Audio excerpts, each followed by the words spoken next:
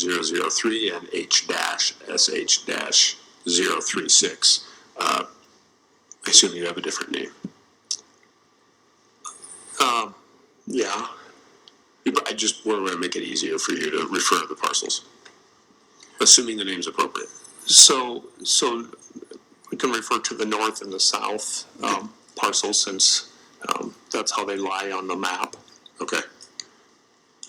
And so the parcel that's highlighted right now is 003. Is that the north or the south? That's the north. That's the north. Correct. So the north is 003 and 036 is the south. Thank you. Okay. And you've watched now hours of testimony, so I have. I will remind you when we're referring to your properties, if you could please try to reference using words as if you were writing an email or writing it out, so that when we reference the record later, it'll be a little bit easier. Okay. Mr. Roseman, can you describe the current use of your property and any plans you may have for a different use in the future? Well, the land is over a century farm that's been in 4 generations of my family. It has been cropland. It has been pasture some of the years back in the day. I intend to keep it in farmland, row crop, and it has been the fertility maintained and practices for protecting this land for generations. And I think that it is something that is very important. It was taught to me, and I feel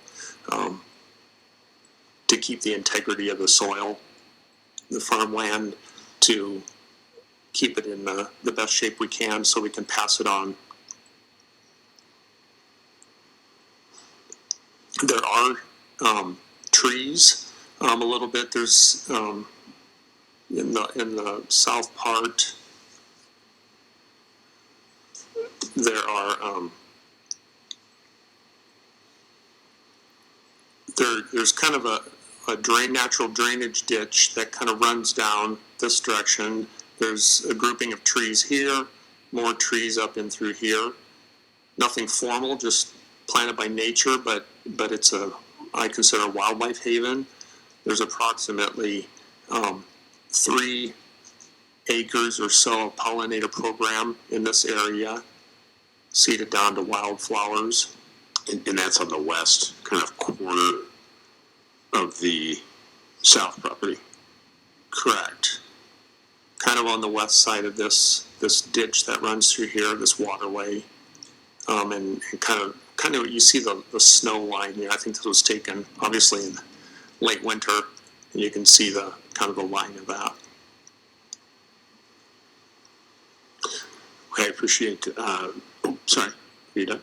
I was just going to say there's also tile line that runs from about right here down in this direction here. There's actually 2 tile lines. They kind of run adjacent to each other. I think the original was further west, and then a newer one was put in here. The neighbors to the north, they tie into it, and from my recollection, the tile line goes all the way back up into that area of the field, northeast area there, that part. Okay, so that tile line runs adjacent on both sides of that drainage, and it terminates, it looks like, on the southwest corner, crosses underneath the proposed line and exits your property on the north. I would say, from my recollection, but I was not around when the first tile, which was clay tile, was put in years ago. I would say it's more on the east side of the ditch, or maybe even under that. It's hard to say for sure. Okay. Buildings or other structures on the properties? The only buildings is the farm place, which is east. Whoops, what am I looking at? Up right here is the farm place, which is east of the proposed area. Okay. And how far from the pipeline is that? And we can, you can guess if you like, and we could have staff make. It's a half mile from the road to the western boundary of the property. Okay, so just under a half mile. Under a half mile, yes. Okay. Any streams or bodies of water or other noteworthy terrain features? It looks like there may be some variance. There's also a waterway that runs down, a grass waterway that runs down diagonally from the northeast that joins kind of down into,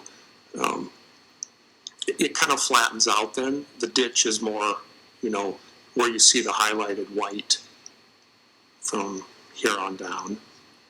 Mm. And then the soil here can tend to be wet. I know hearing some people talk about, wet years. We've had some dry weather now, so it hasn't been an issue. But I remember one time burying the tractor up to an axle years ago pulling a disc. So there are times when the soil does get wet. The tiling has helped, but there are times when it's still, tends to be wet soil. So one of my concerns is water movement in the soil and also frost action because of, all of the moisture in the soil in that area. Which direction does the water drain generally in that property? From north to south. Okay. And from the northeast toward the southwest. Right. So I think you asked if there were other topography. This is kind of a knoll up here, so it would drain down toward here. This is also, like hillside. This is like a buffer strip that runs along here. There originally was one here too. You can kind of see the shadows of them, but they've been taken out.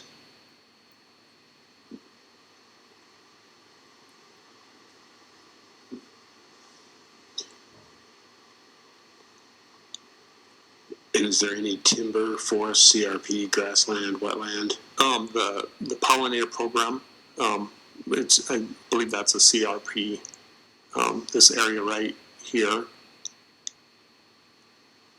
And then trees are just, there's willows and cottonwoods that are kind of in this vicinity, and then down along the ditch, which kind of gets bigger.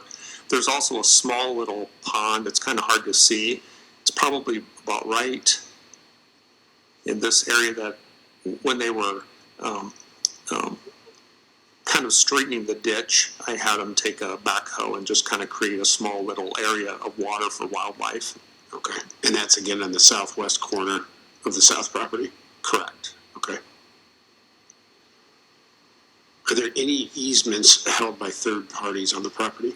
Not on this portion right here. The north section, there's rural water runs along the road, through the field, but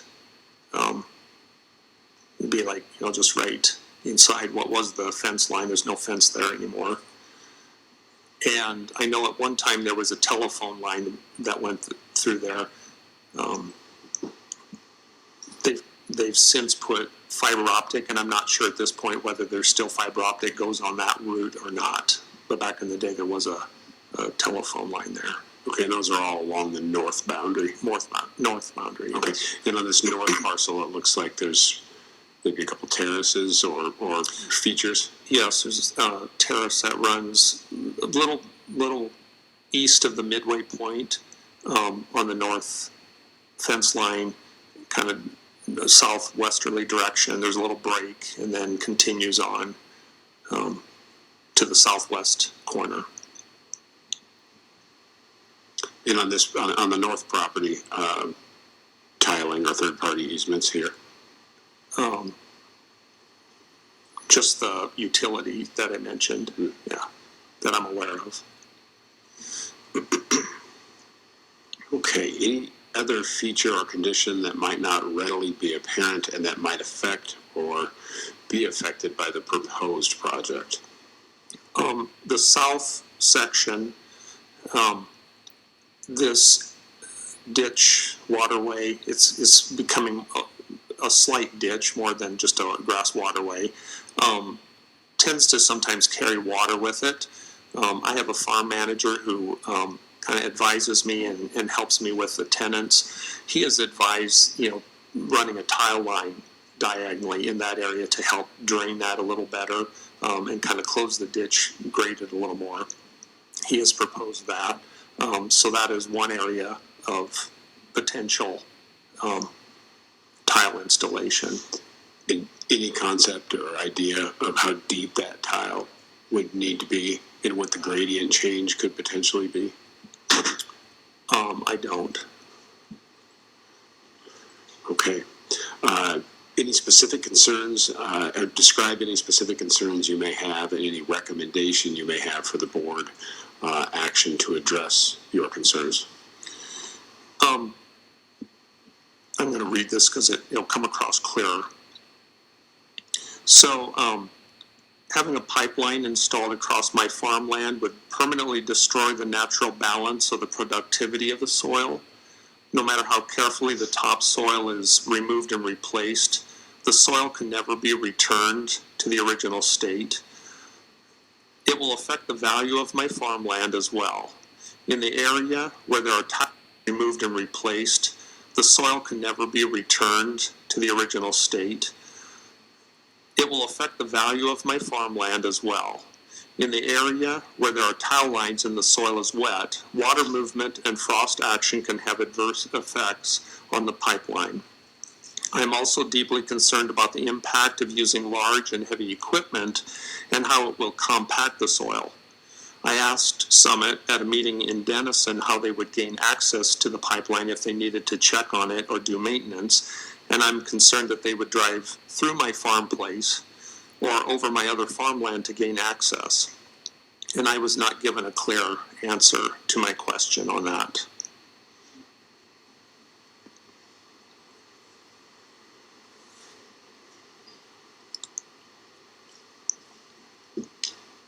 So you got it. I just wasn't sure if you were pausing and needed a moment. No, or well, it's okay. Go ahead. You can keep going. It's all right. Okay. Do you recommend an alternative route for the proposed line? And if so, can you describe that route and its theoretical advantages or disadvantages?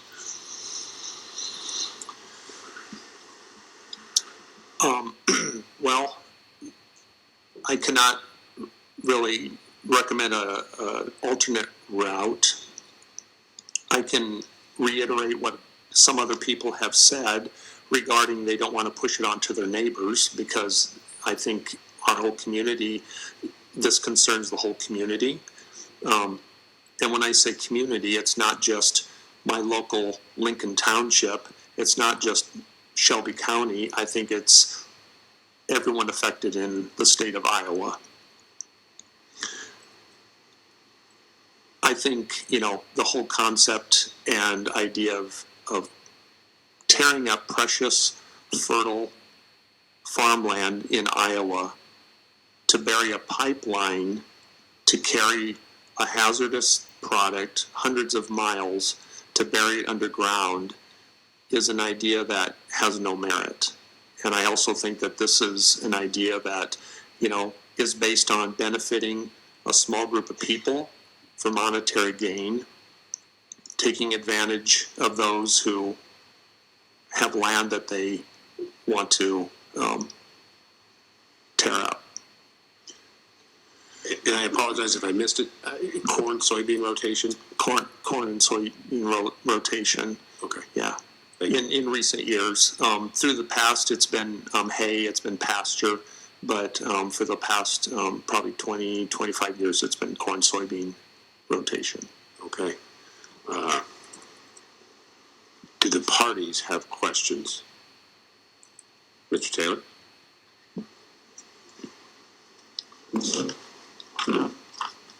Yeah, hello, I'm Wally Taylor. I represent the Sierra Club. And You actually have two parcels here, is that correct? Correct. There's a north and a south parcel. Yes. How many acres in the north and how many in the south? I think it's 40 and 40 Okay. each. So the middle section is not my property. That's highlighted there in the middle. So okay. So it's mine is the north section, and then also the south section that I talked about. So the middle section that is highlighted is not my property. Okay. I thought these KMZ files were just for specific landowners, but That's what I thought.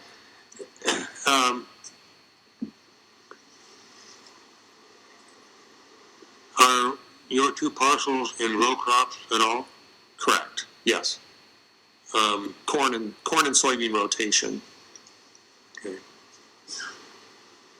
But there's also, I think you said, some CRP.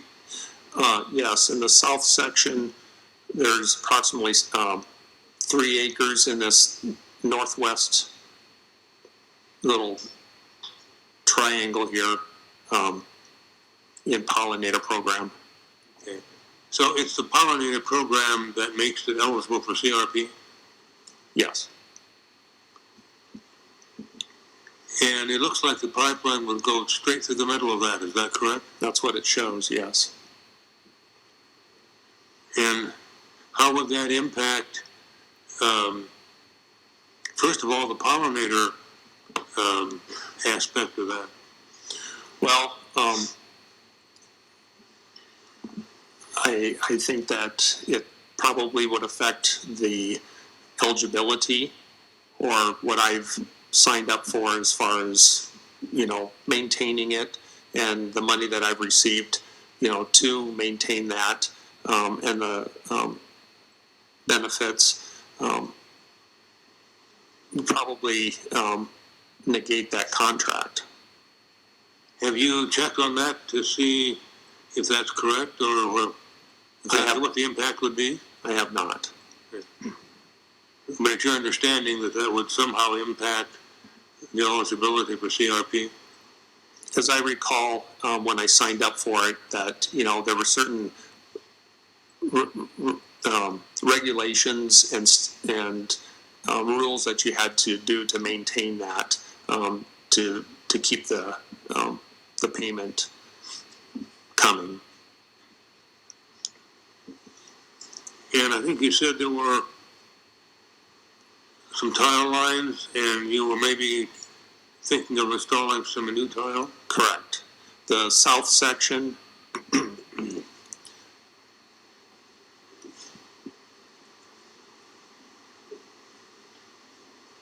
just east of the this kind of white line there where the snow is, that ditch, there's two pipe or a tile line that run more or less parallel with each other down, and then they to the south west corner and exit there, and they are connected then, or the one is connected, I should say, to the neighbor's field running up into his property. And that tile was in your south parcel? Correct. Is there any in the north parcel? No. And what was a plan for perhaps putting in some additional or new tile? In the south parcel, starting in the northeast corner, kind of following this ditch through there to kind of help drain that a little more. There's a waterway. And how do you believe, or do you believe that the installation of the pipeline would impact your existing tile and your ability to install the new tile? My concern is trying to put a new tile in with the existing pipeline under the soil would be a hindrance because of trying to find where it's at, trying to work around it, trying to keep the water to flow properly. I'm also concerned with the existing tile line, if they were damaged, how that would affect, the soil and all of the water drainage and the water movement to keep them farmable. I'm also concerned about the soil compaction and the water movement, as I stated earlier, with, when you've got wet soils, there's a lot of water under there that has a potential for lifting things, moving things, carrying things, and with the soil that, you can sink into, who knows if a pipeline is buried there, you might not have to sink very far before you would hit it. And is your concern about the soil and the compaction apply to both parcels? I'm sorry, can you repeat the question? Sure. Your concerns about soil compaction and the impact on the soil, does that apply to both the south and the north parcels? It does. I don't think the soil necessarily has to be wet to be affected by heavy equipment or disturbing the soil and to affect compaction.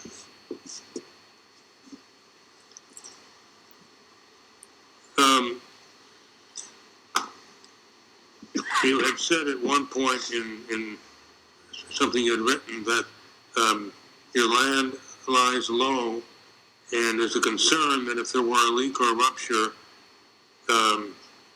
any human or animal would be adversely affected. Why do you say that?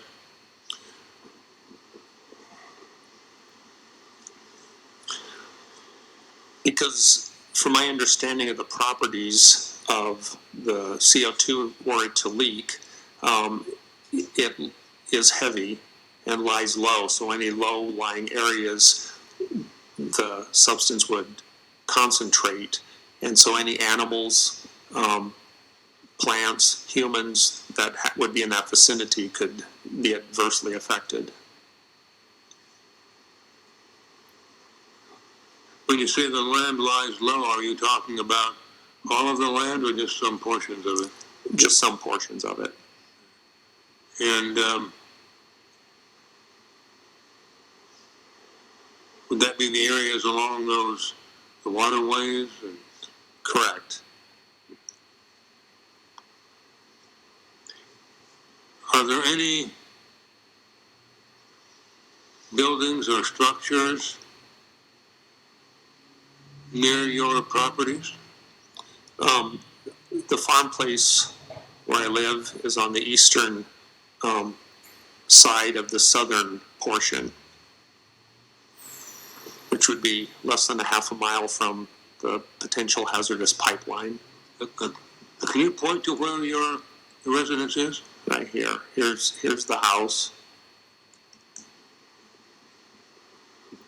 Oh, okay. And these are all trees that I've planted through the years.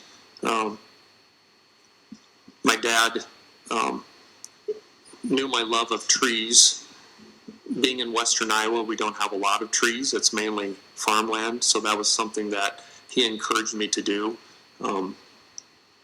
And so that's another wildlife habitat that I am blessed with. You also talked about a small man-made pond that provides water for wildlife. Where is that exactly? That is on the western edge of the south portion, approximately about right here. You can kind of see it there. Okay. What kind of wildlife do you have there? I've seen deer, I've seen ducks, blue herons, wood ducks, owls. There's any number of songbirds, like red-winged blackbirds and bobolinks and pheasants, to name a few.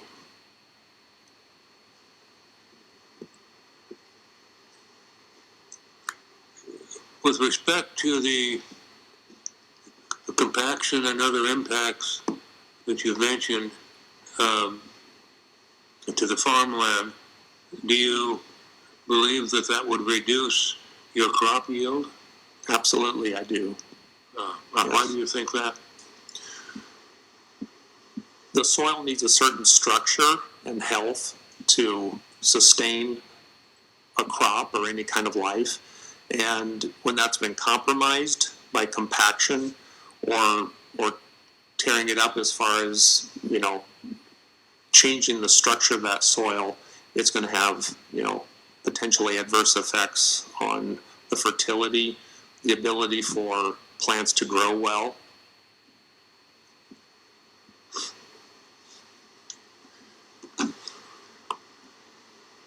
You've also said in a written comment that the Summit project has been a major stress factor ever since the first letter arrived in August of 2021. Can you elaborate on that a little more?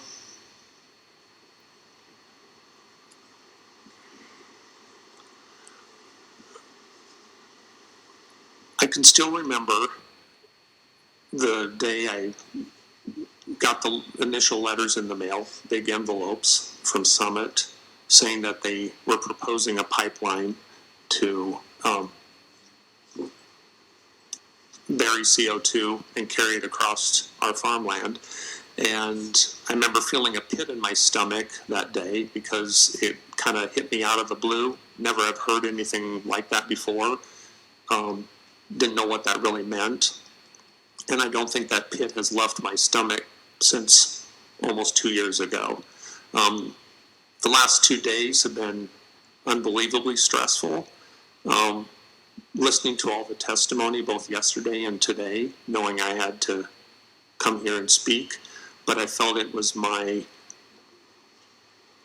right and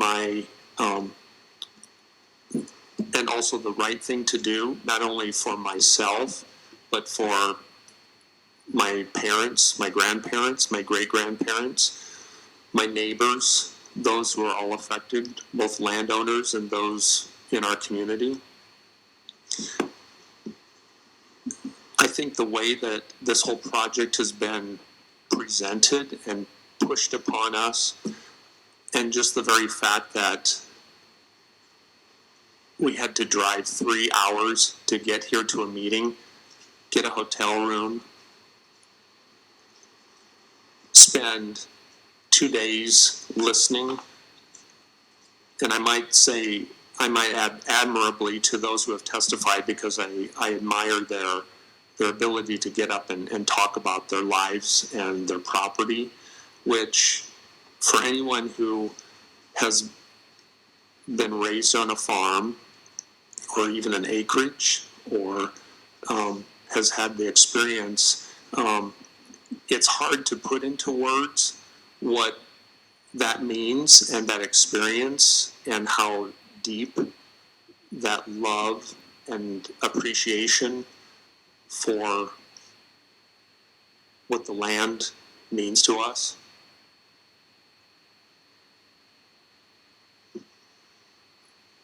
Okay. What contacts have you had with Summit representatives about signing an easement and discussing the issues that you're concerned about with the Summit representatives? So the two people that I remember speaking with in person came to the farm, and one of them came to the door and said she was representing Summit, asked if I had any questions, and I said, I do not. I said, I am not interested in a pipeline going across my farmland. And she said, well, any questions you have? And I said, I do not believe in it. I don't think it's the right thing to do. I don't think it's a worthwhile project. And she gave me her card and left. Probably a week later, I was outside painting on the house, and a man showed up and said he was wanted to talk to me about the proposed pipeline. And I also told him that I was not interested, and he was respectful, and he asked for my cell phone number, which I did not give him, and then he left. So I have received numerous mailings from Summit in the mail. Supposedly, from my understanding, they've tried to contact me 53 times, but I've never spoke to them, to my recollection, on the phone. So I'm not sure how accurate that number is. Where did you get that number? That was on a paper that I can't tell you the name of the document, but it was I believe something Summit filed with the IUB that listed how many times they had contacted landowners.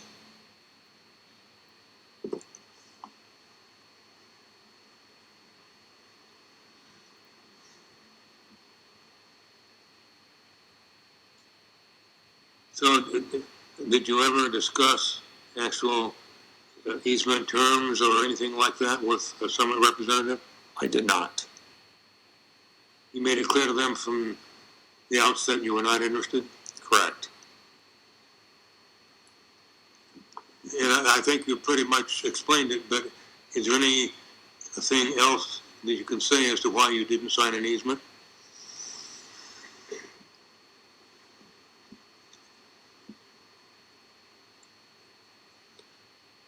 I would reiterate that I think I don't believe in the concept of tearing up fertile farmland to bury a pipeline to carry this hazardous substance thousands, if hundreds, I'm not sure what the total mileage is, to a neighboring state. I understand the concept of trying to alleviate emissions, but I think that's something that the ethanol plants themselves should be taking care of on their end of it at the source, because I think there's many ways of taking care of this byproduct than to, again, I can't reiterate enough, tearing up our precious soil to bury and the lives that this affects, all for private gain for very few people. Just one other point here. If there were a rupture or a break in the pipeline, where would the nearest emergency personnel come from? The city of Harlan would be 3 miles away from the edge of town. The actual emergency squad would be probably closer to 4.5 miles away from where they're situated. And do you know if they're trained in dealing with a CO2 rupture? Not to my knowledge.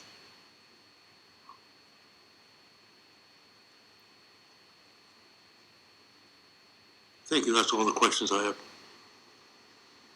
Thank you. Ms. Greenhagen?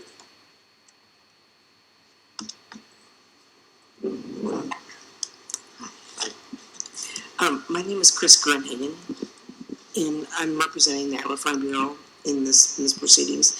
And I have a few questions for you as follow-up to some of your testimony. But first, I want to thank you for staying. I know it's been a long day for you. You're very eloquently explaining your position, and it's much appreciated that you stayed. Thank you for listening. First of all, you talked about on the south parcel to the west of that waterway line that you have some CRP pollinator program. How long has that been on CRP? I would say approximately 6 or 7 years. So it's pretty well established. Yes, At this yes. point. Okay. And you signed a contract with FSA to put that in. Correct. Okay. And under that contract, you have conditions you need to meet with that contract? Yes. What kind of conditions do you need to meet? Without reading If you're aware. it's been a while since so I can't tell you all of them. I know that after so many years, you're required to either burn the plants off or till them under, or run the disc over, something to disturb the soil, which which seems strange if you're trying to establish, a wildlife area, but apparently it's supposed to kind of help keep weeds down, things like that. That's all I can really tell you specifically that I can recall at this point with that. Are you required to maintain the vegetation there during the contract, other than when you do the rehab work?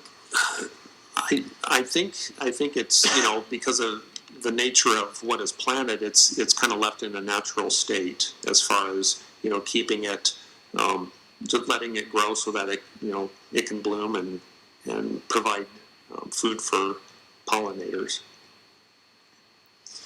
If you indicated that the pipeline is proposed to go through that Correct. part of your property. In the event that the pipeline permit is approved and they do construct it, are you concerned about your contract being compromised with FSA? I am, yes. If FSA determined you were in violation of the contract, would you want Summit to be required to compensate you for that, for any penalties the FSA might assess you? I would expect that, yes. I think you mentioned I'm going to switch gears here on you. I think you mentioned that you'd submitted one comment, at least in the record. I actually submitted 3 comments, but somewhere along the line I do recall seeing when it listed kind of the specifics of the various properties, and it said no objection had been filed. So I'm not sure if these objections came in after that was filed or not, but I have submitted 3.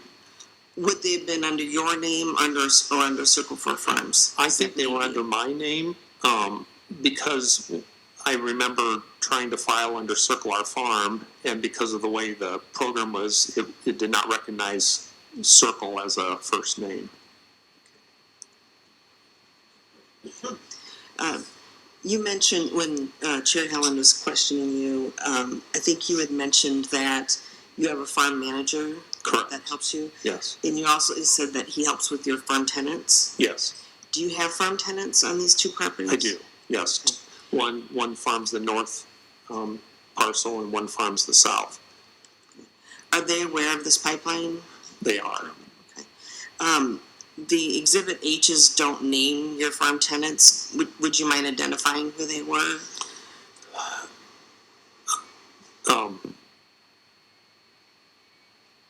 I guess I can. It's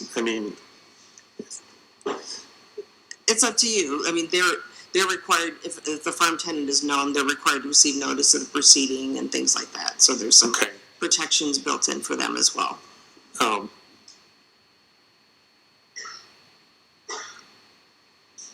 I guess I'm just weighing on my mind whether I want to disclose just for their own privacy's sake, I don't think obviously they want to know what's going on.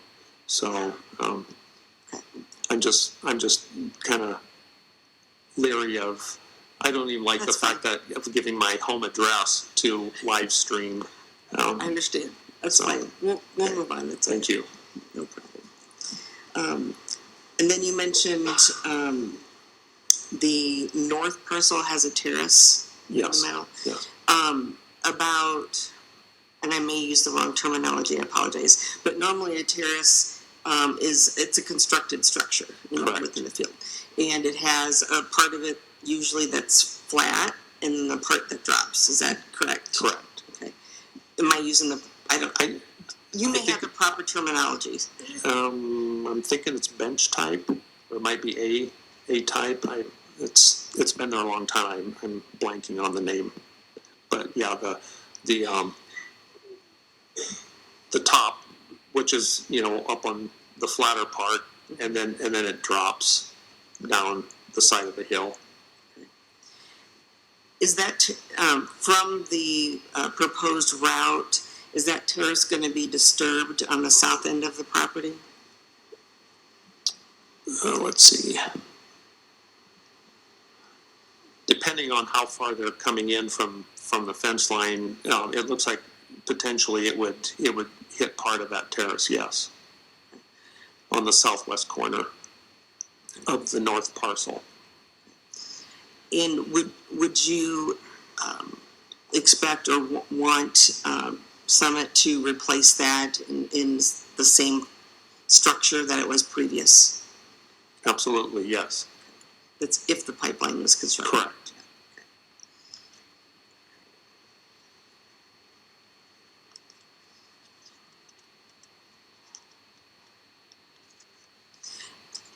You talked a little bit with Mr. Taylor about the topsoil and some concerns about soil fertility. Are you familiar with what the depth of the topsoil might be on your properties? I don't know at this, no. Okay. As a part of the process, I believe Summit has to determine that they have to do a topsoil survey. Okay. Is that something that you'll be mailed that? Is that if that's something you don't agree with, are you interested in having conversations with Summit regarding that? I remember receiving in a mailing them wanting to do a survey, and I don't agree with the project, so I did not want them to be on my property surveying. And then I got a letter saying that because they had not had an agreement with me that law allowed them to go onto the property and do a survey. Okay. That's more of the land survey. And what I'm talking about, maybe you're not aware of it. So if the pipeline permit is approved, part of the construction process is they have to do a topsoil survey. Okay. Because as part of construction, they have to separate the topsoil. I think you're aware of that. Yes. And so they have to determine that depth. Okay. And that report gets mailed to you. Okay. Is that something that you're interested in participating with Summit and having conversations with them about what the depth of that topsoil is before they remove it? Yes, if it gets to that point. And if you don't agree with them, would you like to have a neutral third party make that determination? Yes, that would be helpful.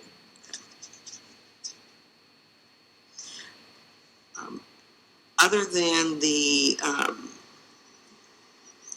pollinator program, CRP, are you enrolled in any other farm programs, federal farm programs? No. Okay. Are you, are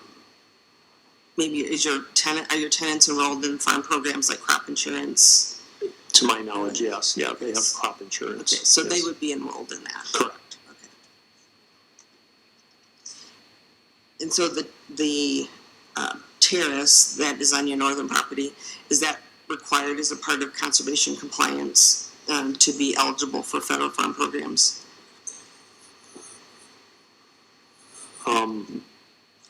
Elaborate. I don't quite understand. Okay. Is this highly erodible land? Part of it is, yes. Okay. Yeah. And so was the terrace put in place to help control soil erosion? Yes. Okay. It was all mapped out and designed by the FSA. Okay. And are you familiar with the requirements to be eligible for federal farm programs? Swamp buster, sod buster. Have you heard those terms before? I have heard those terms, yes. Okay. And then also conservation compliance on HGL ground. And so, do you know if that terrace is a part of the conservation requirements to maintain farm program eligibility? I don't know for sure. I think we put the terrace back, installed it back in the day just because it would help with, washing and down the northeast or northwest slope of that north parcel. And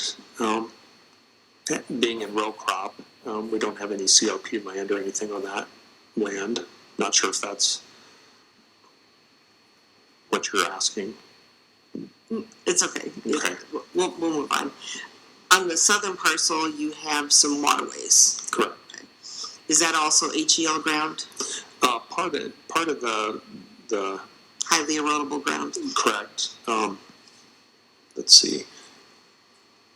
I think a little bit of this, there's a little bit of a hillside there and kind of a little bit right in through here would be considered highly erodible just because of the slope. And you have some buffer strips and waterways both on you mentioned the south part, you had a buffer strip. Yeah, there's a buffer strip that runs right along here toward up to the farm place. There were two more, but they have since been removed, so this is all cropland now. And just the terrace on the north parcel. And were those put in place to help control soil erosion also? Correct, yes. Thank you.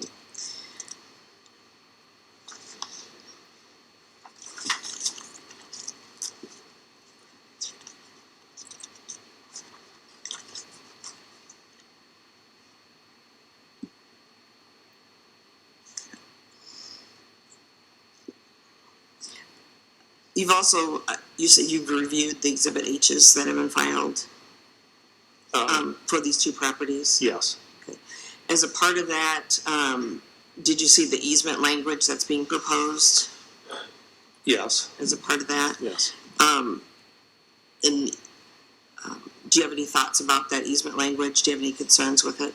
I have many concerns. I'm concerned with, there's been a lot of language in it that it's kind of overwhelming to try to comprehend, from a layperson's perspective. It places a lot of burden, I think, on the landowner with all of the benefit for the pipeline company.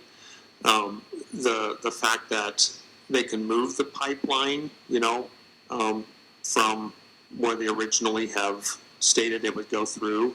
The fact that this easement can be in forever.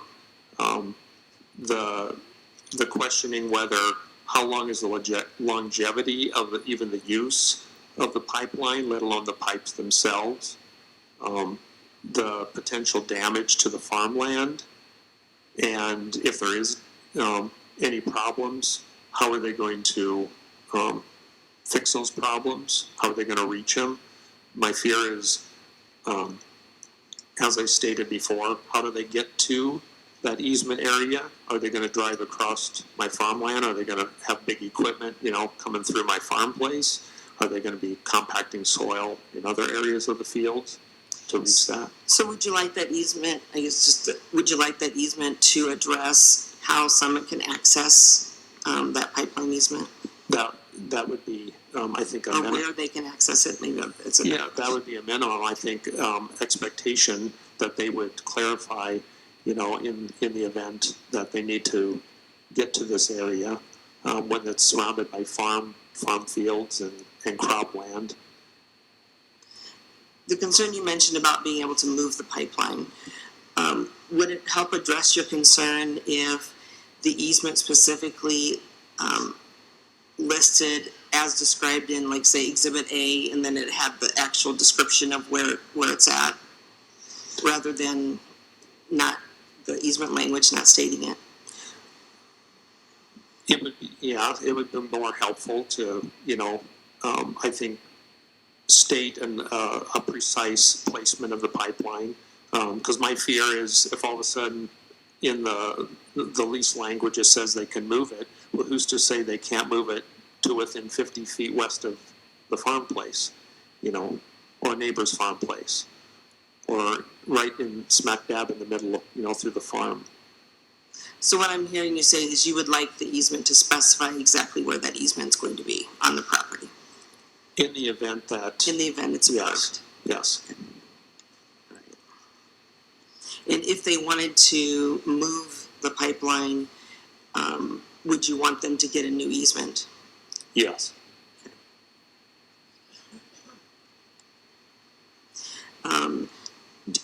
Do you or your farm tenant want to be able to enter that easement area when Summit is not in active construction?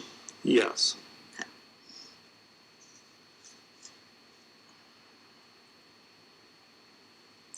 And if Summit at some point, if the pipeline is built, these are all contingent on that. If the pipeline was constructed in sometime in the future, they need to go in and replace part of the pipe for repair and maintenance reasons. Would you want them to follow ag land restoration rules if they had to do that? My expectation would be the bare minimum that they would go in and repair and replace and restore to the bare minimum, which I think there's no way it will ever be restored to what it was being disturbed to bury a pipeline. But yes, that would be my expectation. And if there was a crop yield reduction, I understand some of it's in CRP, but you have cropland more toward the south, and then you have cropland on the north side. Yes. Okay. So if the crop yields continued to be reduced for a period after the 3 or 5 year period, would you want to continue to be compensated for that yield loss? I would. And do you know what size pipe that someone is proposing for your properties?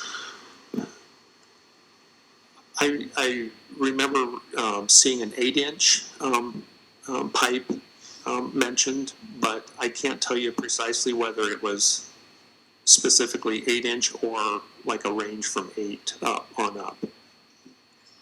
So my concern is, just how big is this proposed pipe going to be?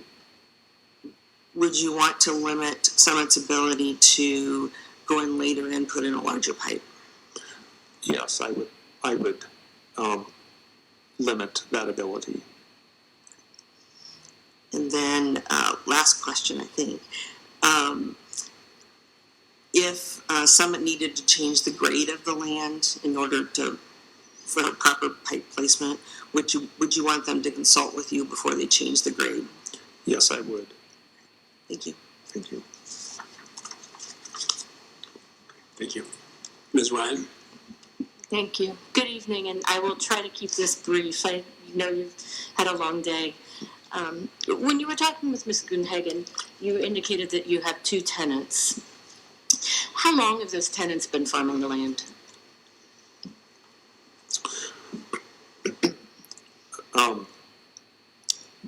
The young tenant who is farming the south parcel, this is his 2nd year. He just got married last weekend, so he's starting his new chapter in life. He grew up just down the road from me, and so I'm excited to have, a young farmer be able to get his start. The other tenant has been farming for, I want to say probably the north parcel, probably about 7 or 8 years, thereabouts. Do you think that your tenants have experiences and information about the land that would be helpful for the utilities board to hear? I would say they would. Do your tenants live near the land? One of the tenants currently lives less than a mile from the land. The other tenant lives approximately 2.5 miles from the land. And then also when you were answering questions from Mr. Taylor, he had you point out your house on the screen. And I apologize if I may have missed some details in my notes, but your house looks very close to the easement. It is. It's less than 1/2 mile from the easement. So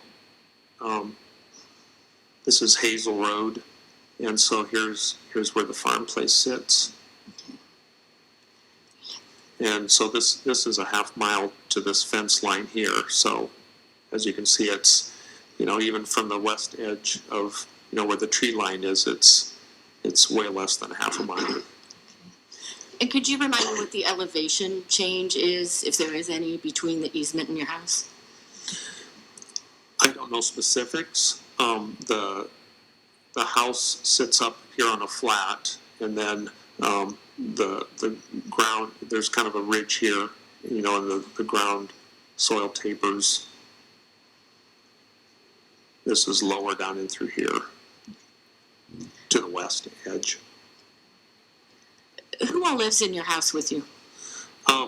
My partner and I both live there. This is the house where I was born. There's the house where my father was born. It's the house that my grandparents moved to after they were married. And it's the house my great-grandparents rented when they bought the property in 1906. Do you know when the house was built? Not specifically. The original house was 2 rooms upstairs, 2 rooms down, approximately 1870s. And it's been kind of added on to. The original house is still there. It's been added on to and kind of kept up through the years. But that's my pride, that to have that legacy and that history of the farm where so many generations have grown up and been a part of. So is it still a 2-story house then? It is, yes. Which story of the house do you spend most of your time on? The first floor. Do you spend time in your house with the windows open? Sometimes, yes. I'm going to ask you a few additional questions about your house, and just if you can answer to the best of your knowledge. Do you know how old windows are in the house? The windows are pretty new, probably within 10 years. Okay. Do you know the type or level of insulation that you have? That varies depending on what section of the house, whether it was blown-in insulation in the 1970s or if it was some new addition in 2013. Have you ever had a blow or door test to determine the level of air infiltration? No. Do you have any outside areas around the house where you spend time? Oh, yes. I don't have photographs to show you, but one of my enjoyments that I've had, that's hence all the trees that were planted, is gardening and landscaping. So there's a lot of areas around the farmstead that are outdoor areas to enjoy. So yes. So would you say you spend a lot of time outside? Yes. Thank you. That's all my questions. Thank you. Thank you. Mr. Williams?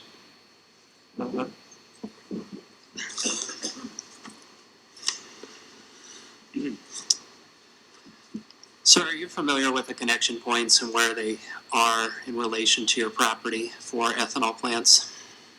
I am not. Okay. If I told you that the nearest connection point to the north of your property is in Ida County, and the nearest connection point to you in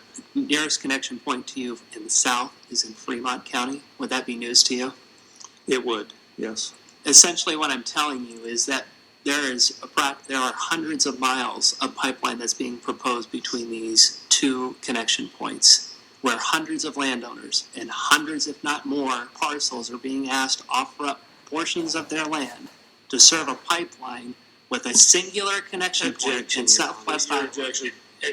Clearly, this is just the lawyer testifying, and where the connection points are don't have any bearing on the specific impacts to this land. This is just Mr. Williams trying to get his viewpoint in the guise of having a witness on the stand. Hold on. Mr. Williams, you can respond. No, that is not true. There are 2 elements, obviously, to this. Service of public necessity and, as well, the public convenience. Establishing a pipeline between 2 connection points that are hundreds of miles away and asking landowners to pony up their property for that is not serving either interest, and his testimony deserves to be heard on that point. Your Honor, that's purely a legal conclusion for the board to make.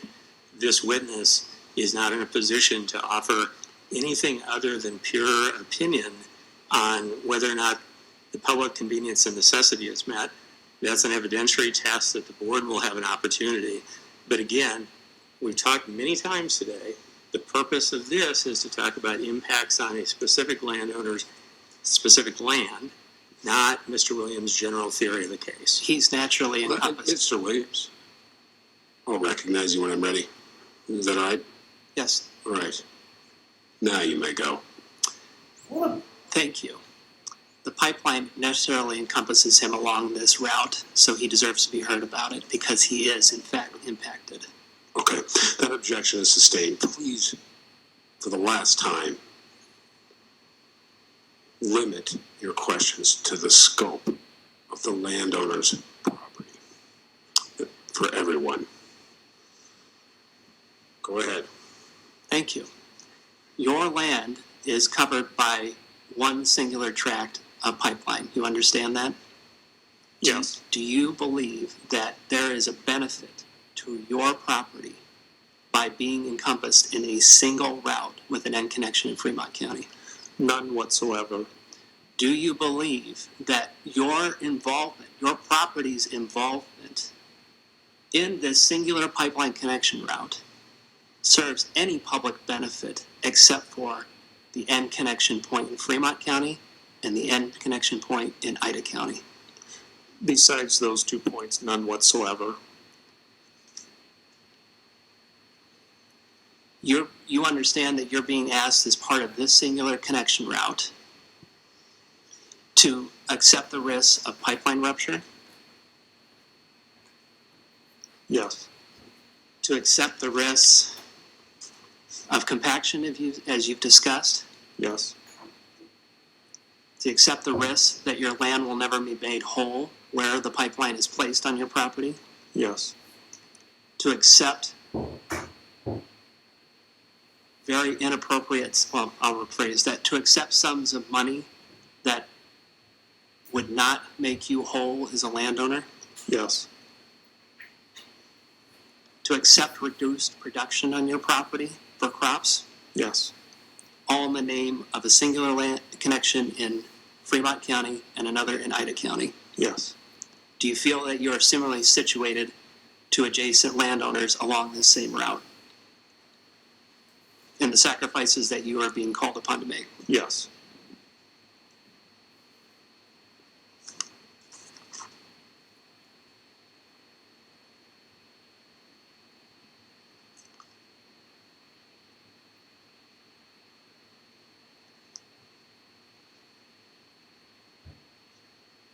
How does that make you feel, sir? It makes me frustrated. It makes me feel as though it's us little guys up against big corporate entities that have a lot of financial backers. It makes it feel as though we're being put upon to support